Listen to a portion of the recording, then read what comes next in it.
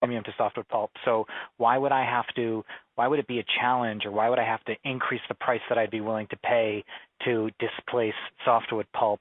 My fluff pulp is always going to be, or as a fluff pulp customer, I'm always going to be willing to pay more than what the softwood pulp guy was paying. You're forgetting, when you're looking at each piece of business, you had stated I look at what my transportation costs are and so forth. So, for instance, fluff pulp that's selling in Turkey at a $40 premium to paper grade isn't going to be as good a deal for you, perhaps, as paper grade or fluff pulp that is selling at that same $40 premium in Alabama, or a paper grade at $40 less in Alabama, because your margin's going to be better selling that paper grade in Alabama than it is fluff in Turkey. Makes total sense. So now I am selling fluff pulp to, let's say you're Kimberly Clark and you decided to switch away from GP to IP. You sign a new contract with me. You're gonna sign monthly pricing? I mean, I get there might be a lag, but that seems to me like kind of crazy, because you're going to have a lot of volatility in your P&L if you do that. Typically your contracts are for annual volumes plus or minus 10%, and with monthly pricing adjustments is the most typical. And you get a percentage discount that's set, through the whole year. Now, it would be very unusual for a KC to say, I'm just switching from GP to IP. What happens more often is, all right, I had my business split evenly, 500,000 tons apiece from GP and IP. This year it's going to be 600 to IP and 400 to GP. I got you. Yeah, that makes sense.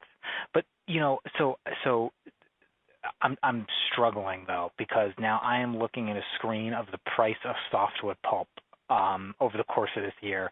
And so softwood pulp prices on the index, which I know is a fictional price to some extent, has gone up by $200 a ton over the course of the year. So if I take $200 a ton and I say, well, you know what, you have to haircut everything by 50%, which is a larger discount than you described, that's $100 a ton increase that I've seen over the course of the year. And the way that you've described it is that $100 a ton increase pretty much flows through on a monthly basis, maybe with 1 or 2 months lag, right? And so IP Warehouser should have put up, given that they have 2.5 million tons of capacity, they should have put up in their P&L an incremental $250 million of profitability.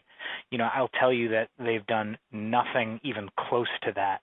And so we're missing something. Number one, the fluff wouldn't have gone up like that. Fluff's much more stable.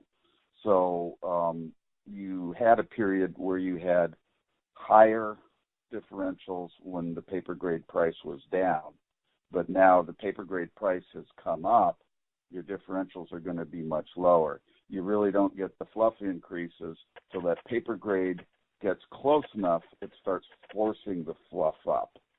And that occurred. I think there have been a couple of fluff increases this year, but you might have had a $200 differential when the paper grade price is very, very weak. And then paper grade recovers, and you're not going to see the fluff move until paper grade is a more attractive option for you than fluff. And since most of your fluff business is tied up by contract, you can't react immediately. You can only react incrementally. But Steve, I'm now going to give you the prices off of RISI. So this is December of 2016 to December of 2017.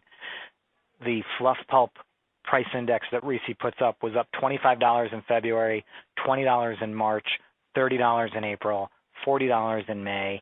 Then it was flat until October and went up another $20, another $35, and then another $15. That sums up to $185 a ton of announced and accepted price increases, which is very similar to what we saw in MBSK. Same December to December in MBSK was up $215 a ton. So that it would tell you that the price differential has stayed relatively constant. Again, haircut that